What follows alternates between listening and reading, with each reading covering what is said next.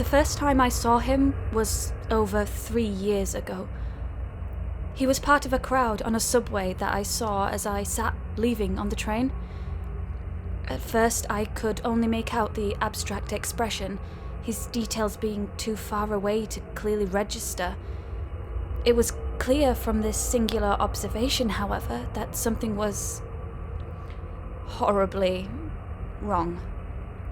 His face was twisted into an excessive grin, one that failed to imply true enthusiasm or happiness, but instead was glaringly artificial, as if to deliberately catch a close observer off guard to wheel them in. His face stretched impossibly wide, his eyes wincing and looking as if they were subtly attempting to hide a malevolent intent. His face disturbed me, but I assumed it was a simple aberration at first. However, the man continued to look at me, glaring his grotesque smile. Each time I rode, he seemed to grow closer to the train, until he was eventually standing so close to the tracks he could nearly be run over. However, everyone there seemed to not care. It wasn't as if he didn't exist. They still made tiny interactions every average person does, but they showed no fear in his expression or even in his dangerous actions. This continued for over a year, until he began to appear inside the train itself. I can clearly remember the first day. I saw him seat himself and stand in a completely unnatural sitting posture, completely turned at a 90-degree angle and unrelaxed. He was on the other side, and half a dozen seats away, but I could make out his face with ease now. He looked both far too young and far too old. I could have honestly said he was either 60 or 20. That was how hard it was to tell. Sitting closer, I could perceive his grin and the almost apparent pain he seemed to feel with his unnatural smile and deranged bloodshot eyes. His face was tightly wrinkled, not naturally, but as a result of how far his face was being stretched. He could have almost been conventionally attractive if he was making normal facial expressions, but he had twisted himself into one of the most hideous I'd ever seen. His hair was brown, slightly receded, but long and curly and parted in the middle. His legs were also abnormally short, and he could barely touch the floor in the seat that he was in. I tried to look away again, but he continued to draw my attention. I could tell he was staring at me, but I didn't wish to break the peace of the train ride. He looked gleeful at my intense discomfort, and I swore I could see his neck leering slightly forwards.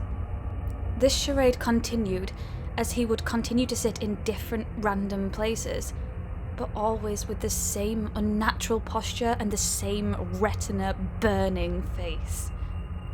I began considering the sheer unlikelihood of both of us attending this exact cart at this exact same time. I worried he had followed me at first, but in many cases he had already seated himself wherever he was, and I would only notice it a few minutes afterwards. I always noticed, though. Even when I tried to walk the 3-mile hike to work, I would see him, in the crowd or in a taxi or in a restaurant, never having ordered any food, but always sitting at a table with a view of the outside, staring at me. His presence had grown from unsettling to downright predatory. I attempted to charge into the restaurant at one point and beg him to stop, but when I went over to his table, he was simply gone, and no one had ever reported seeing him or anyone who resembled him in the establishment. I looked through thousands of files in the city's registry, but nobody's faces appeared to line up with him. I had abandoned all hope of discovering his intentions, when something happened that would cause things to become drastically worse. I had been forced to work the late shift at my job, and by the time I was done, it was nearly 12 a.m. The metro at this point was nearly empty, and when I got into the train, I was the only person to enter my cart. As I sat down, I heard the thin breaths of something inhuman, and gradually turned to another person, looking in a different direction, who was only 2 seats away from me. Dread sat into my stomach as their face slowly and mechanically turned to confirm what I had subconsciously already known. I was no more than 5 feet away from the man that had tormented my mind for years, every inch and detail of his face clearly visible. So close to the man, I could tell he couldn't be human. His skin was too unnatural, too rubbery. His teeth lacking the grit or reflectiveness of a person, but instead completely bland and plastic. I jumped out of my seat, screaming, but no one would hear me in the other carts as we travelled deep under the metro. As I attempted to back away, the man just sat there, with the same malevolent grin washed upon his face. I could only meagerly eke out a few words. Why? Why are you doing this? He took nearly a dozen seconds for any response, only for his mouth to open, exposing his completely black throat.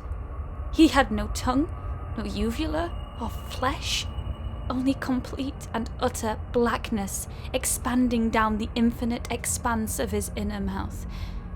A harsh, breathy moan responded, "When?" at a laboured pace.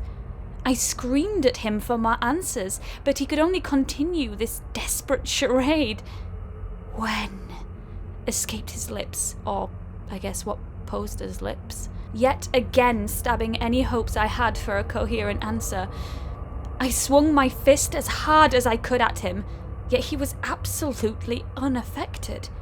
I began punching him over and over again with extreme force, lunging upon him and attacking his stomach and groin for some type of response. But nothing happened. The attacks reflected off his overly shiny skin, leaving absolutely no indentation or notice of attack. I could even see now that his clothes didn't budge, as if they were completely fused to his skin. As I screamed at the top of my lungs again, I heard him finally whisper another word. "The."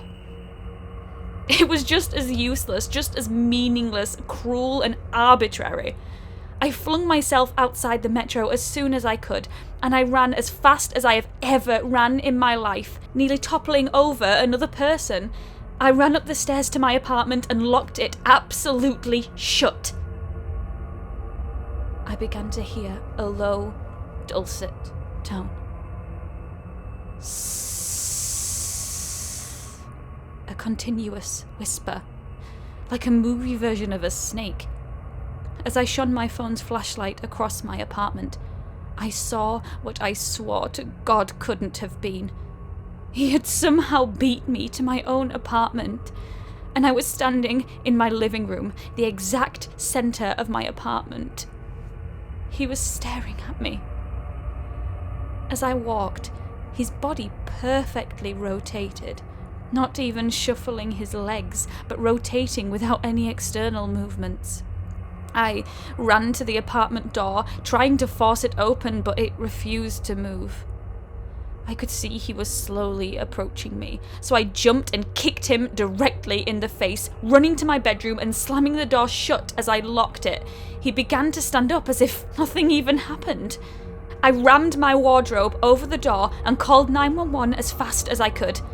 The police arrived 2 hours later, breaking down my apartment door, but immediately afterwards, I heard the low rattling of multiple death gurgles. I looked outside my bedroom's peephole to see the man standing over the collapsed bodies of the emergency force. Over half a dozen men had been sent in. He continued to stare at me. again, continuing as a monotonous, dread-inducing drone. Within 30 minutes, I could hear the sounds of my door being fiddled with. Looking outside the peephole to see his face staring at me with a greater expression of hate that I had ever seen. The sound of